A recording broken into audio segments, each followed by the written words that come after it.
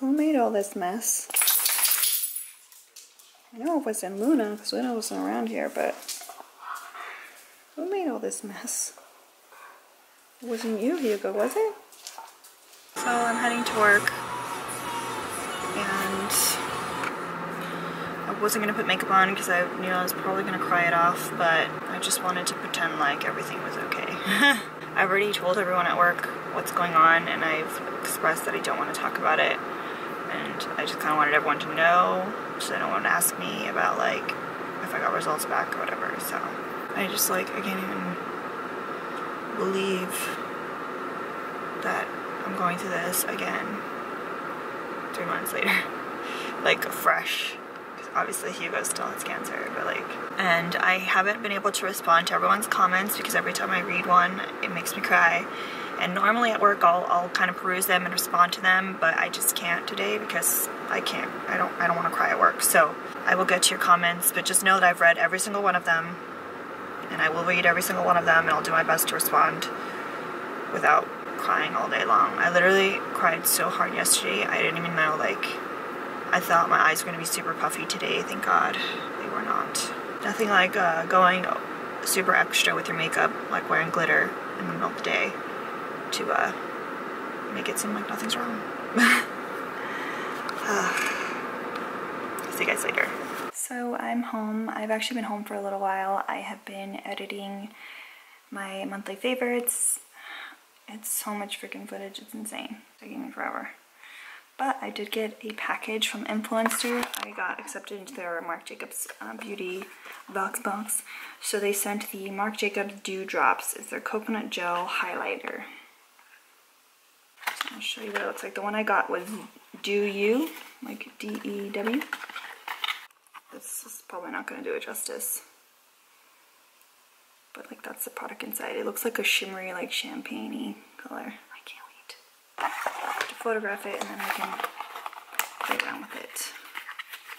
So maybe I'll have time to do that tonight. So while at work, I did get a call from the vet, and we got to scheduling Luna's follow-up. So tomorrow morning at 9 o'clock, we will be going to the vet to get x-rays of her chest and abdomen to see if the cancer has spread. That's basically going to determine a lot of what happens, you know, for the rest of her life, basically, because if it has spread, the options are pretty limited, and it's all like palliative. So basically just keeping her comfortable until we decide it's time. But if it hasn't spread, then we're probably going to get referred to the oncologist.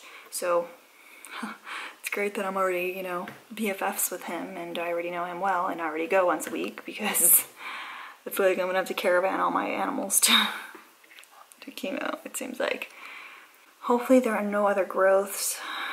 The good news is I did follow up with the vet about the biopsy, and because I was just so like whirlwind yesterday that I didn't even ask any of the questions I normally would ask. So after like having a moment to like breathe, I, you know, reached out and I was like asking about whether or not the biopsy had clean margins, which basically means that the outside part of the biopsy, like the mass that you took out, doesn't have any cancerous cells. I think that's the easiest way to explain it. So it did have clean margins, which is good, because it's likely that if those are the only masses that she had and it got clean margins and there's no other like things that we found, that's a really good sign. Granted, there could already be, you know, cancer cells just like lurking throughout her body, which is why chemo will probably still happen or be likely.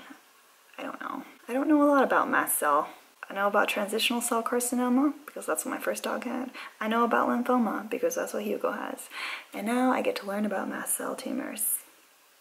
You know, we're just, it's like Pokemon. You gotta catch them all. I'm collecting all of them.